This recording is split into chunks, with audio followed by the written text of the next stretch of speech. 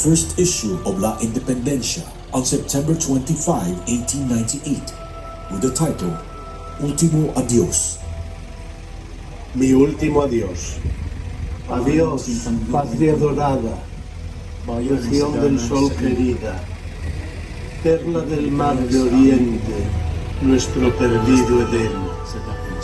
A darte voy alegre la triste, mustia vida, y fuera más brillante, más fresca, más florida, también por ti la diera por tu bien. En campus de Sa sandaling buhay maalap kong nais, ang kagalingan mo't ang paiwang sulit ng kaluluwa kong gayak ng aalis. Ginhaway kamtam mo, anong pagkrakit? Nang maabat ikay, mapataas lamang, mamatay at upang mabigyan kang buhay. Malibing sa lupang puspos ng kaniktad sa silong ng iyong langit ay mahimlay. Kung sa ibang araw, ikaw ay may mapansin nipot na bulaklak sa abahong libing, sa gitna ng mga damong masinsin, pagkat ang halik mo'y itaos sa akin. Sa samyo ng iyong pagsuyong matamis, mataos na taghoy ng may sintang dibdib, bayang tumanggap loob ko ng init na natatabunan ng lupang malamig. Bayaan mong ako'y malasin ng buwan sa liwanag niyang hilaw at malamlam. Bayaang ihatid sa aking liwaywayang banaag niyang dagling na paparang. Bayaang humalik ang simoy ng hangin. Bayaang sa huling masaya't awitin ng darapong ibon sa kurus ng libing ang buhay payapang ikinaaliw. Bayaang ang araw na lubhang maningas pawi ng ulan gawing pawang ulap. Maging panginuring sa langit umakyat at ang aking daing ay mapakilanggap. Bayang ang aking maagang pagmamalang, itangis ng isang lubos na nagmamahal. Kung may umalala sa akin ng dasal, ako'y iyo sanang idalangin naman. Idalangin mo rin ang di nagkapalad na nangamatay na't yaong ng hirap sa daming pasakit at ang lumalanghap naming mga ina ng luhang musaklat. Idalangin 10 ng bawat ulila at nangapipiit na tigib ng dusa. Idalangin mo rin ikay matubos na sa pagkaaping lalong binabata. Kung nababalot na ang mga libingan ng sapot na itim ng gabing mapanglaw at wala ng tanot kundi pawang patay, uwang gambalain ang katahimikan.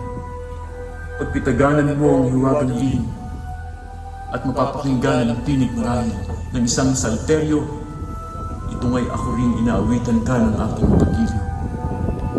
Kung ang nilingin ako'y limot na ng madla, ay wala ng rusa at o magtanda, sa nanagbubukid, ipaubayang kung kalit na sabog ang nagtipang lupa. Kuya Yaudi sa bayan kaya na walang alipin po ng mga nabang. Do'y di nila kayang paniwala at umagahan. Diyos na lang. Paalam anak, magulang. Bahagi ng puso ko lang na kami. Ipagpasalamat ang aking pag-alis sa buhay na itong lagi naligan. Adios para sa hermanos Rosos de Alomir. Amigos de la infancia en el perdido hogar. Las gracias que descanso del paticoso día. Adiós. Dulce extraña. Mi amiga y alegría. Adiós. Quiero desearos morir. Estas caras. Rizal was told to stand on a grassy lawn between 2 lampposts in the Bagong Bayan field, looking towards the Manila Bay. He requested the firing squad commander to shoot him facing the firing squad, but was ordered to turn his back against the squad of Filipino soldiers of the Spanish Army. A backup force of regular Spanish Army troops were on standby to shoot the executioners should they fail to obey the orders of the commander.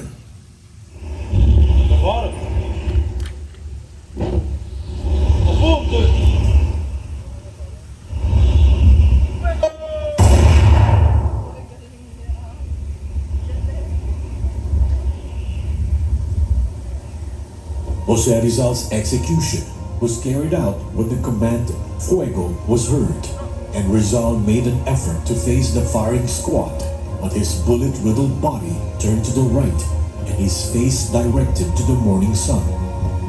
Rizal exactly died at 7:03 a.m., and his last words before he died were those said by Jesus Christ, Consumatum est, which means it is finished.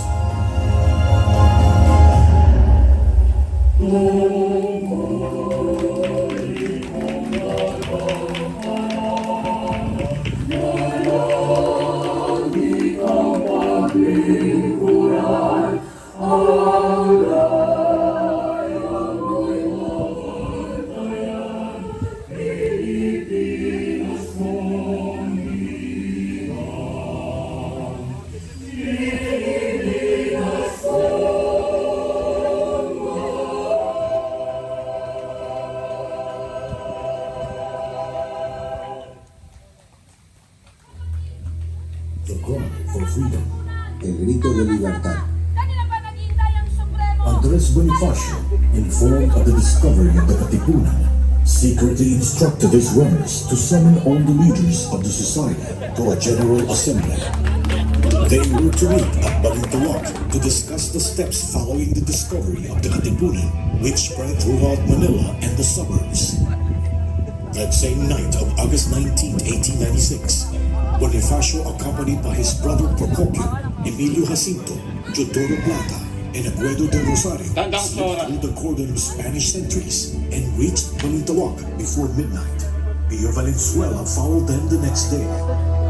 On the 21st, Bonifacio changed the Katipunan code. Natipo mo as the na ang ating Spanish mga authorities kasamahan had at already nagsisipaghandaan na siya sa nalalapit natin Afternoon of the pakikipaglaban. same day, the rebels, numbering about 500, left Balintawak for Cancun, where Apolonio Kailangan Samson, natin umalis dito. ang Katipunan, Huwag kang mag-alala, Oriang. food and shelter. Lalaban tayo. In the afternoon of August 22nd, they proceeded to Pugadlawi.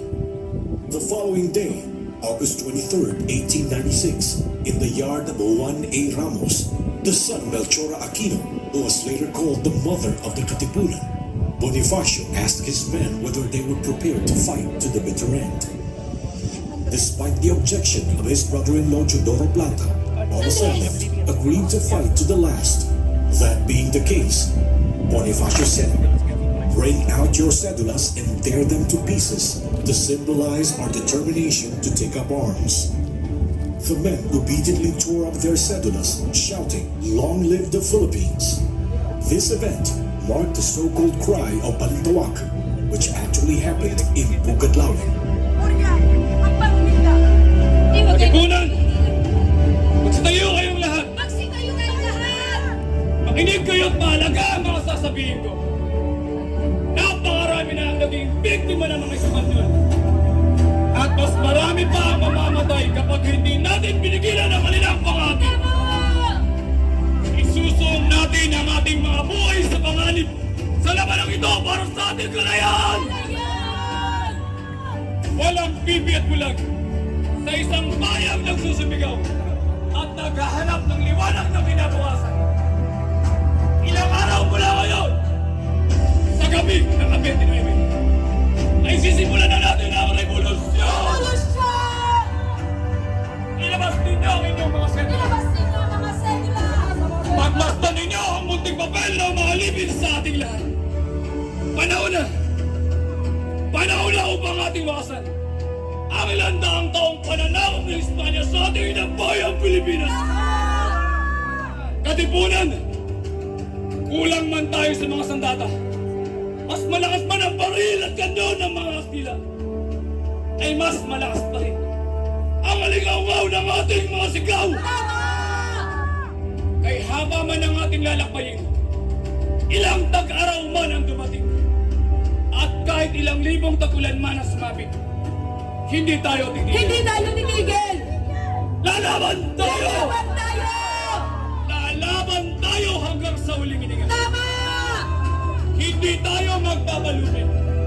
Tayo ang magtatagumpay dahil tayo ang mga anak ng bayan. Tama. Tayo ang nagmamayari sa lupang ito. Sa atin ang bayang ito! Sa atin lang ang bayang ito. Kaya para sa ating kalayaan, Para sa kalayan.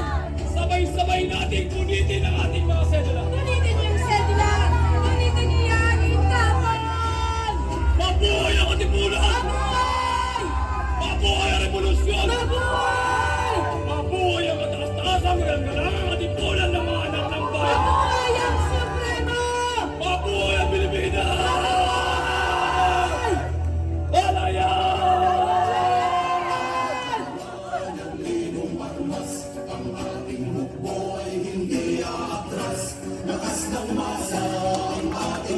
sandigan sa ibang lakas.